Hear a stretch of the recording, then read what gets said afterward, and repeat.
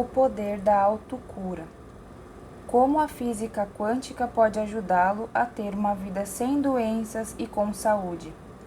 Por Wallace Lima, editora Gente. Capítulo 1. Morra antes que você morra. A qualquer momento, a vida vai te cutucar para que você se movimente, se aperfeiçoe, se cure e se reinvente. Em setembro de 2020, fiz uma live refletindo sobre os números assustadores da pandemia. Naquela ocasião, o que mais me chamava a atenção era perceber que, apesar do grande número de mortes físicas, havia um número muito maior de mortos-vivos. Pessoas que estavam vivendo por viver, sem inspiração, cheias de raiva, mágoas, ódio, culpa e ressentimentos. Eu tomava como referência a minha própria história. Os longos anos que vivi doente, emocionalmente inseguro, espiritualmente confuso e durante os quais andava pelas ruas com uma angústia crônica por simplesmente não saber fazer as perguntas certas e muito menos ter foco para pensar em soluções. Parecia que eu havia me especializado em sofrer, ser doente e infeliz. Foi quando caiu a ficha de que a grande maioria das pessoas vive assim, como verdadeiros mortos-vivos, por simplesmente não saber como viver de outra maneira. Essas pessoas foram adestradas para viverem a sua pior versão. E quanto mais resistem, mais reclamam, mais se vitimizam, mais prisioneiras ficam do programa emocional e mental que tocam dia e noite, como uma radiola de ficha que tem uma única música para tocar. Você pode estar querendo saber como eu consegui sair da lista dos mortos-vivos e passei a ser protagonista em vez de vítima das circunstâncias e principal sabotador da minha própria saúde, felicidade, prosperidade e propósito. Tudo começou com a descoberta da homeopatia. Desde criança, sofria com problemas respiratórios e tinha um sistema imunológico frágil. Aos 10 anos, retirei as amígdalas, já que um dos sintomas constantes que tinha eram as amígdalas inflamadas.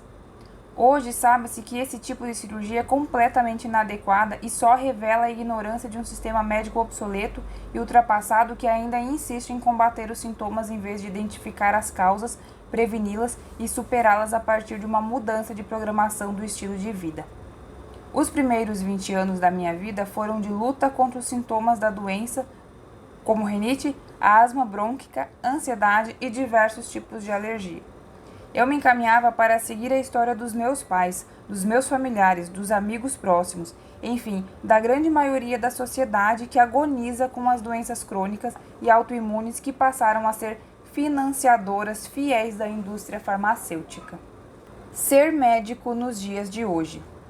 Essa mesma indústria farmacêutica influenciou diretamente a elaboração dos currículos das universidades da área da saúde. Promoveu um processo doutrinário que se parece mais com uma lavagem cerebral manipulativa em que os profissionais de saúde sequer podem pronunciar palavras como cura por medo de punição. E parece ter abandonado de vez o ideal do pai da medicina, Hipócrates, que dizia: faça do seu alimento o seu remédio e do seu remédio o seu alimento. Às vezes, fico pensando sobre a capacidade dos seres humanos de manipular os outros em prol dos próprios interesses, mesmo que para isso precisem mentir e deixar as pessoas cada vez mais doentes e sem confiança. Tudo que uma pessoa doente sonha é que o seu médico ou profissional de saúde lhe traga esperança. No entanto, saiba que o profissional de saúde que tem uma orientação acadêmica clássica não foi treinado para dar esperança a você, já que sequer pode falar na palavra cura nos corredores das universidades para não correr o risco de ser punido e quem sabe até ser taxado de herege. A questão principal é que o que leva a indústria farmacêutica a ter lucros astronômicos é exatamente não curar, e sim apenas remediar. Curar significa deixar de tomar remédios, e o propósito é manter você tomando os remédios para a vida toda e, devido aos efeitos colaterais que passe a tomar, outros medicamentos para controlar as novas doenças que vão aparecer. É um círculo vicioso que, para ser nutrido, os profissionais não podem acreditar que a cura exista, pois seria contraditório receitar um medicamento e dizer ao paciente que ele terá de tomá-lo pela vida inteira. A indústria da desesperança tem que fazer jus ao que vende. Os médicos alopatas no Brasil e nos Estados Unidos possuem uma expectativa de vida menor do que a da população leiga. Uma pesquisa do Conselho Regional de Medicina de São Paulo entre 2000 e 2019 mostrou que os médicos homens morrem em média 2 anos antes da população e que as mulheres médicas morrem 10 anos antes de que os médicos homens.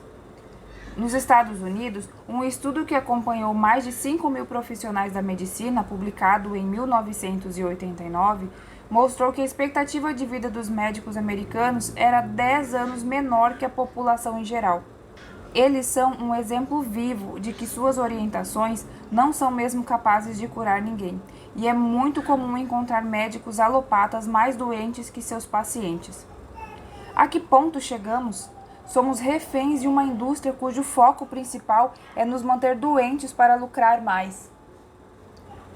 Para isso, é preciso vender a desesperança de que a cura não existe e o profissional pretensamente de saúde que faz parte do topo da pirâmide não é um exemplo de saúde, e sim de fracasso do modelo que defende e a partir do qual orienta seus pacientes. Parece insano, mas essa ainda é a realidade predominante que vivemos. O crescimento exponencial de farmácias e hospitais mostra que, como não vendem a cura, apenas o alívio dos sintomas, criaram um modelo estrategicamente perfeito para manter as pessoas doentes e torná-las cada vez mais doentes. Pela quantidade incrível de grandes farmácias nas cidades brasileiras, a impressão que temos é a de que atualmente esse é um dos melhores investimentos do mercado. Como todo medicamento químico alopático é basicamente feito com componentes sintéticos, artificiais, que não fazem parte da natureza, é inevitável que não seja reconhecido pelo nosso corpo e não seja compatível com ele. Além disso, justamente por não ser natural, contém toxinas responsáveis por desencadear os efeitos colaterais, fazendo com que as pessoas que recorrem frequentemente a essas substâncias, sem procurar identificar as causas e mudar os hábitos que as fazem adoecer, tornam-se cronicamente doentes. A agressão diária do corpo leva ao desenvolvimento de novas doenças, que levam a tomar mais medicamentos, entrando em um ciclo de adoecimento sem fim. Se você quiser entender melhor como ocorre a aprovação do medicamento natural e alopático, informação relevante para entender um pouco mais o funcionamento da lógica farmacêutica, recomendo uma palestra de Paulo Coelho, presidente e CEO do grupo belga brasileiro Aeroplan, grande autoridade mundial em registro de patentes. Basta acessar o QR Code a seguir. Todos os remédios são venenos. Depende da dose e da sensibilidade da pessoa, dizia o psicofarmacologista Elisaldo Carlini, da Universidade Federal de São Paulo, Unifesp. Carlini revelou ainda o caso de uma jovem de 25 anos que morreu em Belo Horizonte depois de passar 10 dias em coma devido a uma reação adversa a um remédio que tomou para se sentir mais calma antes de um teste de direção. Ela era asmática e o medicamento, o propranolol, usado para pressão alta, é um veneno para quem tem essas condições. Outro exemplo é o de alguns medicamentos antes receitados para aliviar congestionamentos nasais que foram proibidos no Brasil por fazerem o coração disparar e aumentarem a pressão arterial. Até medicamentos naturais podem ser tóxicos quando usados em doses indevidas e se a pessoa tiver algum tipo de alergia a alguma substância. Indico muito a leitura da matéria completa disponibilizada no QR Code adiante. O Dr. Fernando Bignardi, médico homeopata e professor da Universidade Federal de São Paulo, Unifesp, que entrevistei no Congresso Online de Doenças Crônicas e Curas Naturais organizado por mim, revelou que é comum encontrar pessoas na terceira idade tomando entre 50 e 60 cápsulas de medicamentos químicos por dia. Isso acontece porque o combate ao sintoma inicial apenas com a ingestão de medicamentos químicos foi prosperando e se multiplicando em outros sintomas, novas doenças, novos sofrimentos, novas desesperanças. O pior é que a pessoa não percebe ser vítima de uma estratégia de marketing perfeita quando o pretenso profissional de saúde, que o atende na primeira consulta, recomenda um medicamento e diz que ele vai precisar tomá-lo durante a vida toda. Como o médico foi estrategicamente treinado para não acreditar em cura, mesmo mentindo para o paciente, ele o faz acreditando que está fazendo e falando a verdade. Ou então ele já se corrompeu ao ponto de, mesmo sabendo que o paciente jamais vai se curar por essa via de agressão pura e simples ao seu corpo, acreditar que não existe como prosperar financeiramente prevenindo doenças e promovendo saúde. E por isso precisa manter esse ciclo de dependência para ter clientes eternamente doentes e cada vez mais dependentes dele e dos medicamentos que ministra. Que fique claro aqui que estou me referindo ao profissional meramente alopata, que comprou integralmente a ideia da indústria farmacêutica e que é contemplado com várias benesses como brindes, viagens, recompensas financeiras e que se transformou em um parceiro e porta-voz de um modelo limitado, ineficaz e desumano. Não é à toa que cresce, dentro da área médica, um movimento pela humanização da saúde e reconhecendo que a medicina passa por um sério processo de desumanização.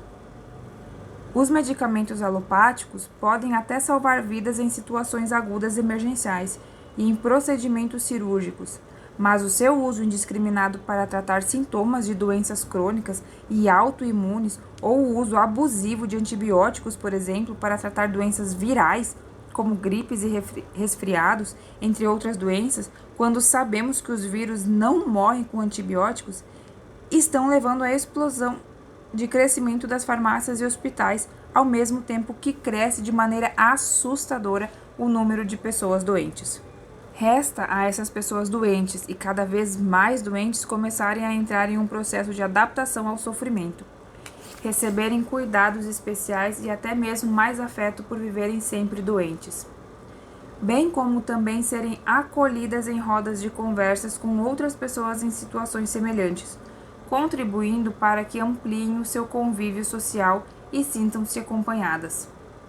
Dessa forma, elas começam a fazer parte de uma sociedade normoticamente doente. Normose, a patologia da normalidade, é o título de um livro de Roberto Crema, Jean-Yves Leloup e Pierre Weil, criadores da Unipaz, a Universidade da Paz.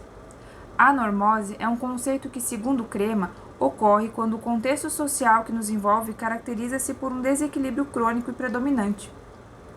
Nós nos adaptamos a uma sociedade doente que educa os profissionais de saúde a acreditarem que a cura não existe, mesmo sendo uma sociedade predominantemente cristã que foi educada ouvindo as passagens bíblicas em que o Mestre Jesus proporcionou inúmeras curas e sempre dizia: "Foi tua fé quem te curou", em Lucas 8:48.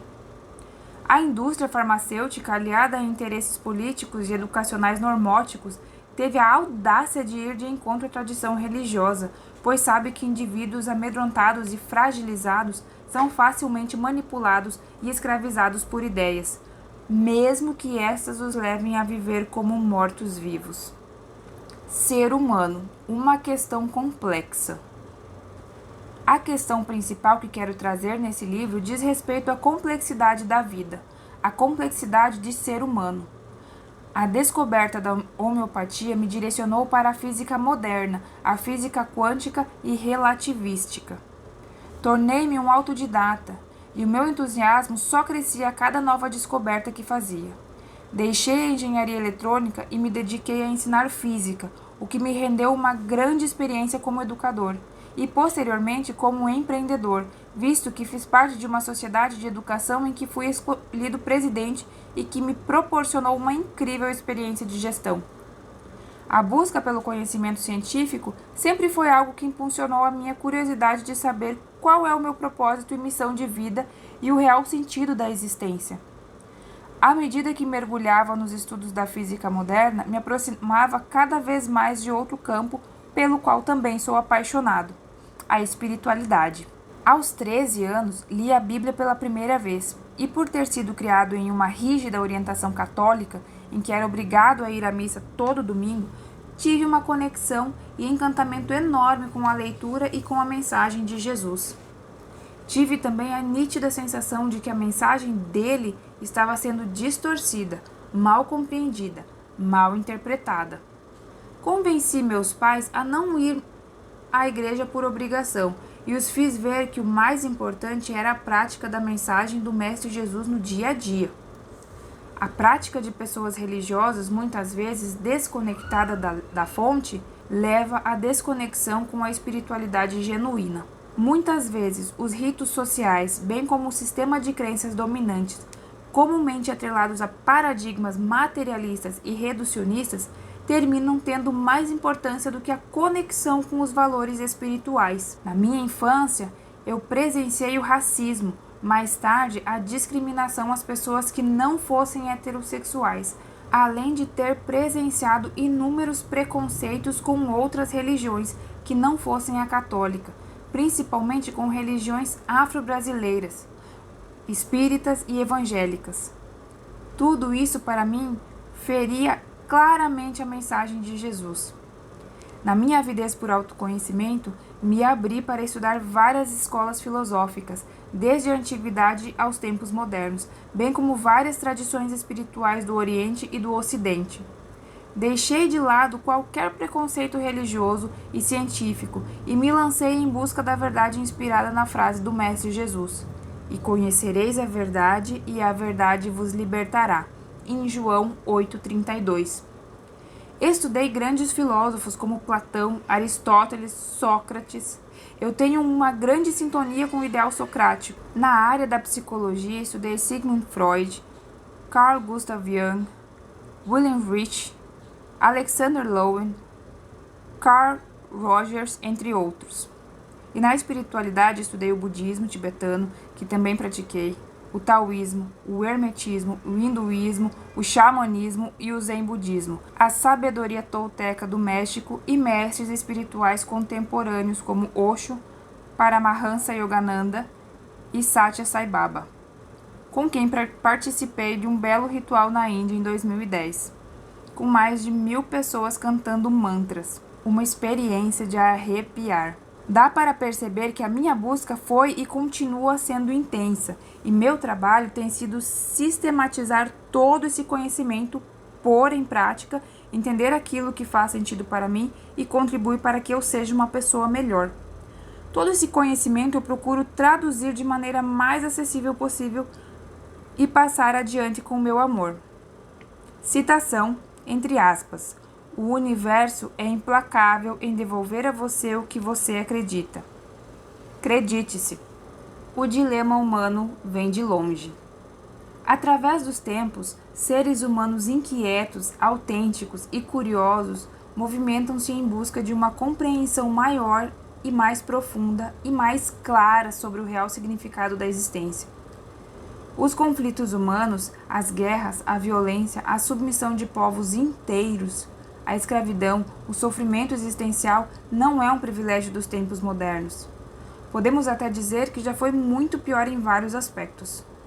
A impressão que tenho, às vezes, é de que ainda estamos no jardim de infância do autoconhecimento, do gerenciamento das nossas emoções e da compreensão espiritual do propósito do universo e de qual é o nosso papel nessa gigantesca, profunda e misteriosa escola evolutiva em que todos estamos inseridos. Há aproximadamente 2.500 anos, Siddhartha Gautama, o Buda histórico, deparou-se com o dilema da morte, da doença, do envelhecimento e do sofrimento humano. E mesmo sendo um príncipe, abriu mão das regalias e se lançou no mundo motivado a encontrar uma solução para o dilema humano. Ao fim da sua peregrinação, chegou à conclusão de que o sofrimento existe, esclareceu a sua origem e mostrou o caminho para que seja superado no que é conhecido como as 4 nobres verdades. A primeira nobre verdade é que o sofrimento existe e todos os seres humanos vivem presos a ele. A segunda nobre verdade é que a origem do sofrimento é o apego ao que é transitório e a ignorância em relação às leis que regem a vida. A terceira nobre verdade é que o sofrimento pode ser superado. Por fim, a quarta nobre verdade é conhecida como o nobre caminho dos 8 passos, ou caminho óctuplo. E nela, o Buda revela o software para a superação do sofrimento, que corresponde a 8 etapas, também conhecidas como o caminho do meio, que são perspectiva correta, intenção correta, fala correta, ação correta, meio de vida correto, esforço correto, vigilância correta e concentração correta. A concentração correta é a ferramenta para aprendermos a meditar e nos beneficiar com a meditação. Entre 1500 a 2500 a.C., viveu no Antigo Egito Hermes Trismegisto, que estabeleceu os 7 princípios do hermetismo e apontou para uma interface entre o universo e a mente humana, quando afirmou no primeiro princípio hermético que o universo é mental. Esse princípio pode ser compreendido melhor pelos experimentos científicos que mostram como nossa mente, nossos pensamentos e emoções afetam a realidade material. Quando Jesus trazia a fé como algo essencial, também estava querendo dizer que esse é o caminho da comunicação mais eficaz com o universo. É por meio da mente focada que acessamos as possibilidades disponibilizadas pelo universo. De certa forma, todos funcionamos como um canal, e ao sintonizar a frequência certa, nos conectamos mental e emocionalmente ao universo, que também se comporta como uma grande mente. Assim, agimos como mediadores e o universo se manifesta por meio de nós. Tem um ditado popular que se conecta com esse princípio que diz que, quando queremos algo do fundo do nosso coração, o universo conspira a nosso favor. O Mestre Jesus também veio com a missão de trazer clareza à nossa ignorância existencial e deixou claro que o caminho para atingir o reino de Deus é o perdão e o amor. Ele chegou a dizer: "Eu sou o caminho, a verdade e a vida. Ninguém vem ao Pai senão por mim", em João 14,6. Essa é mais uma passagem mal interpretada da Bíblia. Muitos cristãos ainda acham que Jesus se refere à pessoa dele, e não ao que ele representa.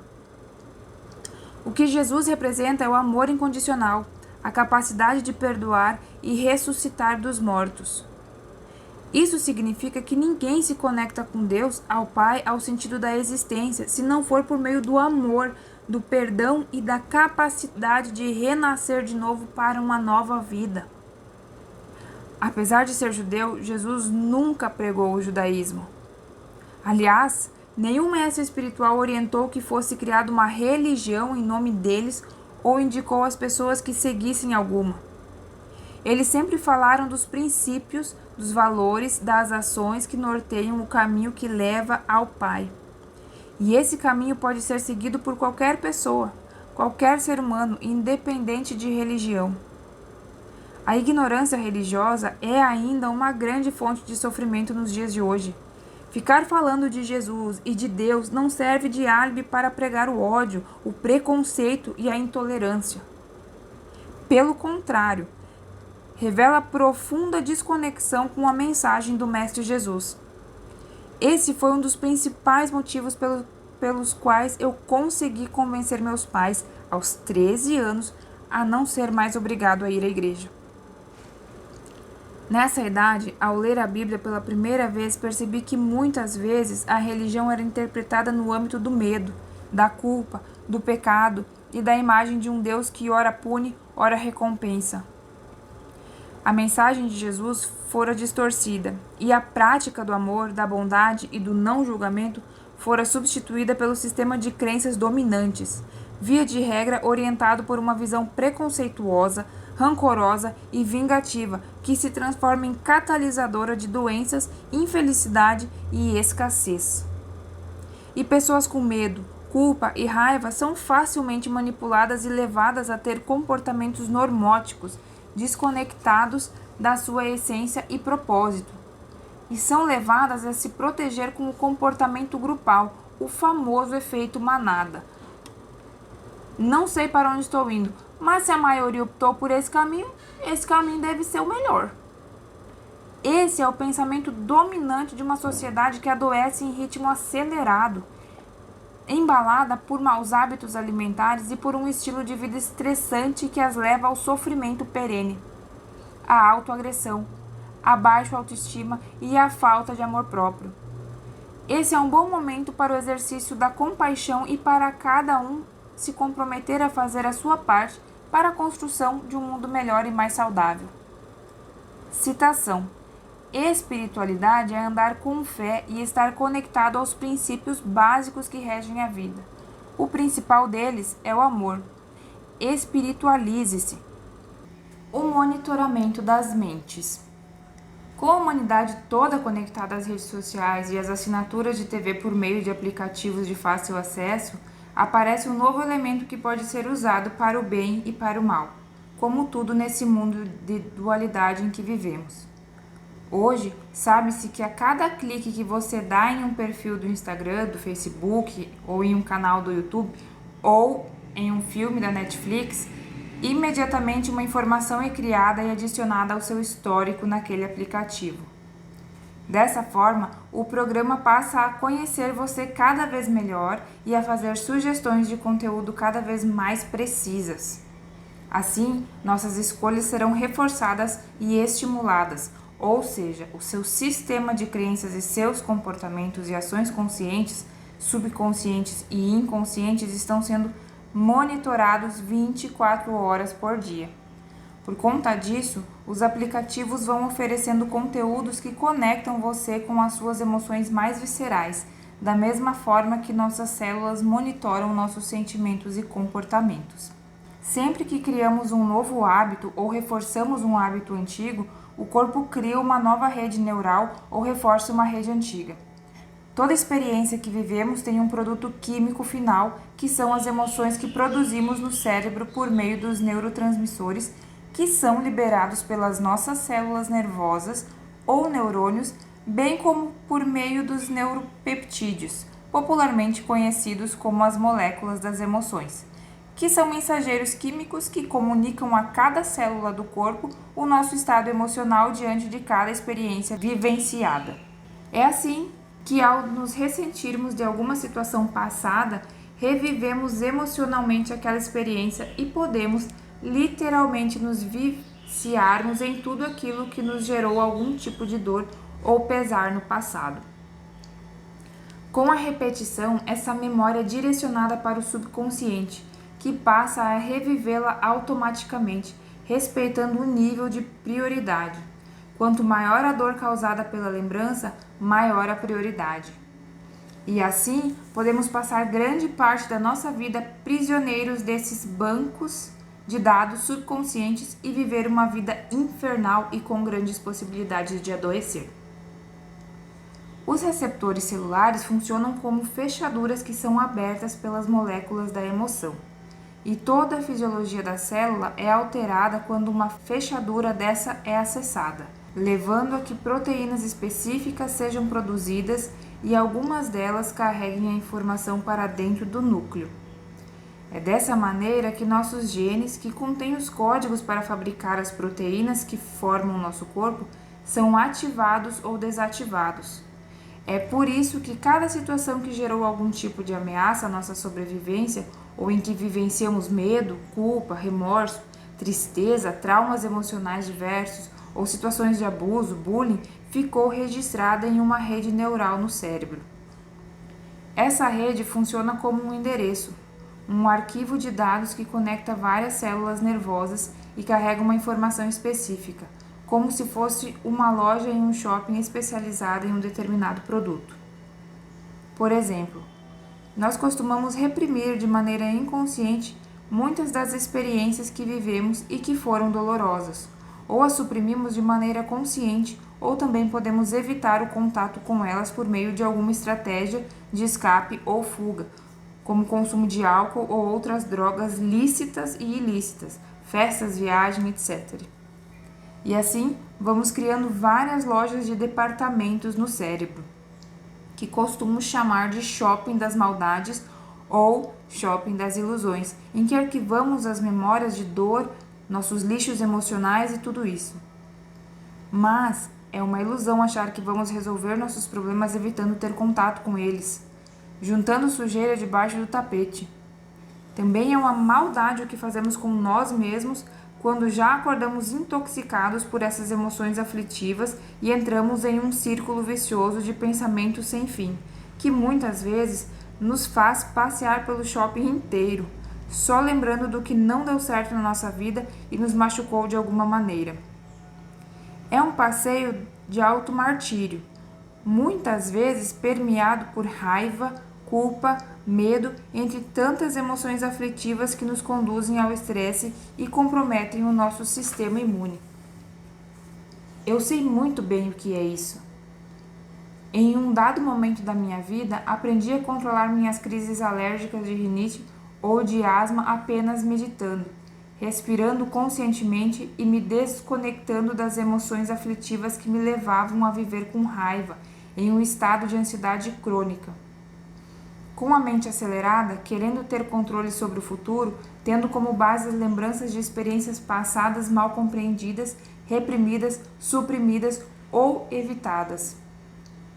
É claro que eu atingi a capacidade de me autocurar depois de muito estudo e prática de meditação e outras técnicas, além do convívio com grandes profissionais da área de saúde e espiritualidade e muito investimento em conhecimento científico e espiritual que me conduziram mais e mais ao autoconhecimento.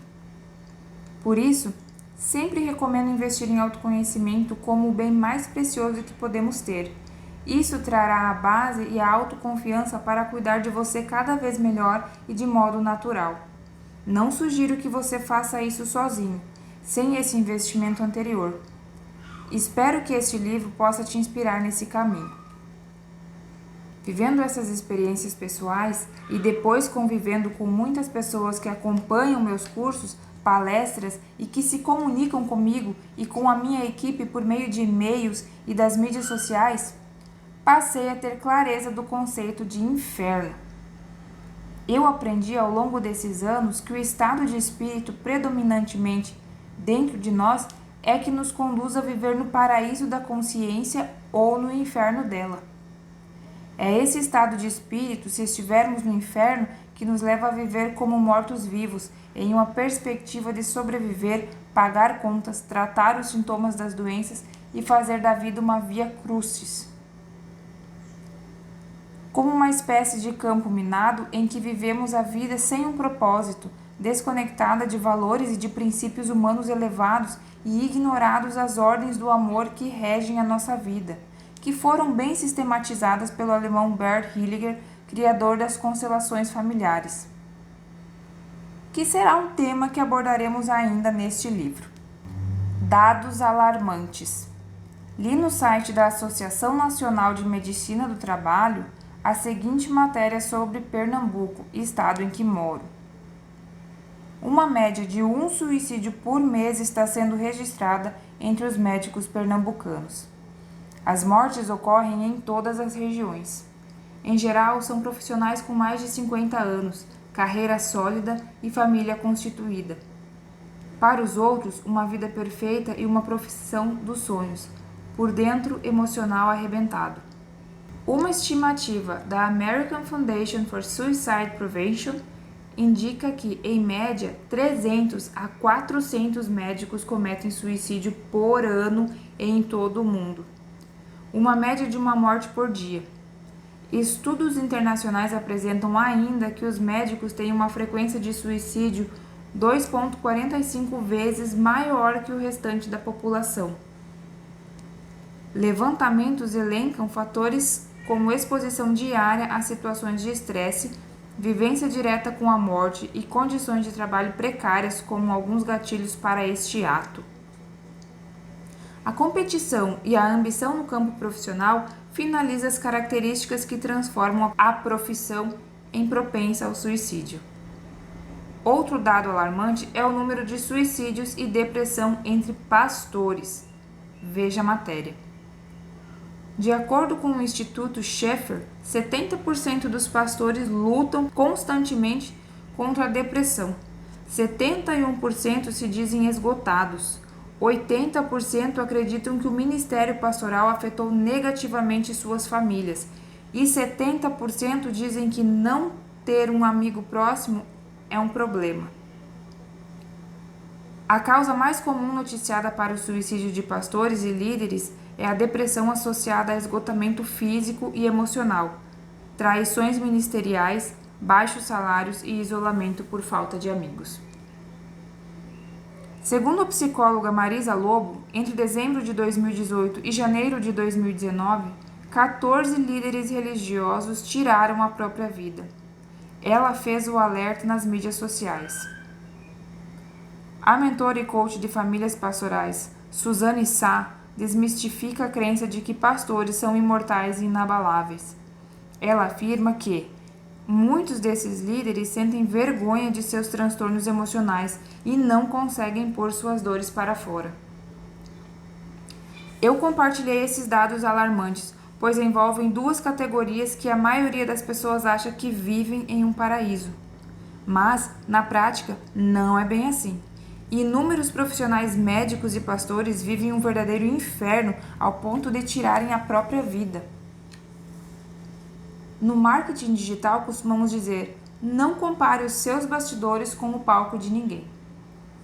Nessa época em que a mente das pessoas é facilmente hackeada por aplicativos e pelas mídias sociais, só nos resta investir em autoconhecimento, elevar a nossa vibração, conectando-nos a valores e princípios elevados, e buscar recorrer à filosofia perene, o conhecimento direto da fonte, dos grandes mestres espirituais da humanidade e dos conhecimentos científicos legítimos que nos colocam em rota integrativa com os conhecimentos espirituais. Quero expressar aqui a minha profunda compaixão por médicos, pastores e por todos os seres que estão vivendo a vida como verdadeiros mortos-vivos, desconectados do seu poder pessoal e do seu amor próprio. A proposta desse livro é servir de ponte entre a ciência e a espiritualidade para que você possa resgatar o seu otimismo e entusiasmo pela vida. O seu encantamento e ânimo para acreditar do fundo da sua alma que fazer milagres e se autocurar faz parte da sua natureza. Como um ser humano que também já vivenciou muitos desafios e os superou, posso afirmar que é possível. Enquanto escrevo esse livro, já se passaram mais de 30 anos que estou livre da dependência química dos medicamentos alopáticos.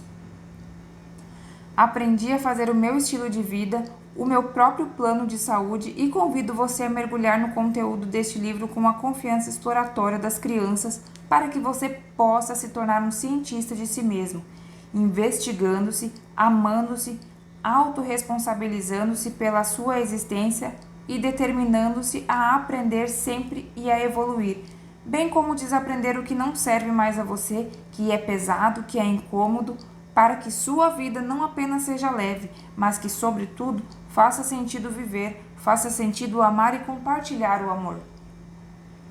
Citação: apenas siga o fluxo da vida, porque tudo mesmo, seja bom ou ruim, vai passar. Outra citação: tu que buscaste e achaste a pequenez, lembra-te disso. Toda decisão que tomas brota só do que pensas que és e representa o valor que dás a ti mesmo. Acredita que o pequeno pode contentar-se e, por estares te limitando, não te satisfará. Pois tua função não é pequena e só achando-a e cumprindo-a podes escapar da pequenez. Ellen Schuckman, em Um Curso de Milagres. Vou mostrar a você como, ao longo da sua vida, fizeram você se sentir pequeno, pensar pequeno e se desconectar da sua grandeza. Mas digo a você que iremos construir juntos um novo roteiro emocional e mental que reconecte você ao seu direito de nascença, de ser grande, de pensar grande e ser um parceiro consciente da inteligência exuberante que nos criou e que presenteou você com um lindo propósito de ser feliz, evoluir e prosperar. Prática da meditação da coerência cardíaca. Ao fim de cada capítulo, teremos atividades de meditação e afirmações para ancorarem o conhecimento compartilhado e iniciarmos o treinamento do corpo-mente na perspectiva de um novo roteiro. Sente-se de maneira confortável ou fique na posição que se sentir melhor. Coloque as duas mãos no coração e apenas respire, lenta e profundamente. Imagine que está respirando por meio do seu coração. Mantenha-se nesse estado por 2 a 3 minutos e procure lembrar-se de uma situação na sua vida em que se sentiu muito feliz, realizado e preenchido. Pode ser de qualquer época da sua vida. Se preferir, você também pode imaginar uma situação hipotética. Para o cérebro, tanto faz viver ou não uma cena. Enquanto mantém a sua respiração cadenciada, foque essa imagem e esboce um pequeno sorriso nos lábios. Mantenha-se nesse estado por aproximadamente 2 minutos e repita as seguintes palavras: amor, alegria, paz, gratidão, compaixão, cuidado e apreciação. Amor, alegria, paz, gratidão, compaixão, cuidado e apreciação. Mantenha-se nesse estado por mais 2 a 3 minutos e, após isso, leia as afirmações a seguir. Afirmações quânticas. Primeira, eu sou um herdeiro legítimo da criação e por isso já nasci com o dom de fazer milagres. Segunda, a minha natureza é a perfeição e cada obstáculo que encontro permite que eu treine para ficar mais forte, mais sábio e mais feliz. Terceira, eu sou filho de uma inteligência infinita e todos os dias eu posso acessar infinitas possibilidades de ser feliz e saudável. Quarta, eu me visto todos os dias de amor e assim me sinto forte, protegido e preparado para realizar todos os meus sonhos. Comando quântico. Eu me comprometo em viver uma vida com propósito. A vida é curta e quero usufruir de cada momento com a certeza de que estou semeando as minhas melhores sementes.